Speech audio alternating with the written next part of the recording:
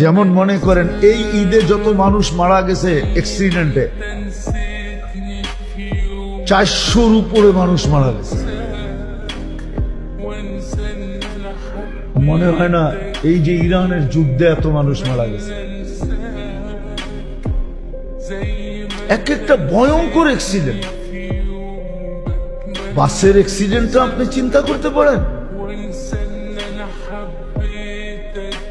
বাংলাদেশে বেশিরভাগই তো ব্রিজ হয়ে গেছে, এরকম একটা খোলা ড্রাইভার, আমি তার ভুল মনে করি যে সে ভুল করছে, কিন্তু এরকম একটা ওপেন ফেরি দেওয়ার কি দরকার ছিল? রুরু ফেরিগুলা তো সামনে দিয়ে বন্ধ থাকে, বাস তো এটাকে মাইরও ভাঙতে পারবে না। তো ফেরিও ওপেন ছিল, তাহলে এটা পড়লো কোন দিক দিয়ে? এটা কি পিছন থেকে পড়ছে? হ্যাঁ, তাহলে ওপেন ফেরিটা দেওয়া হলো কেন?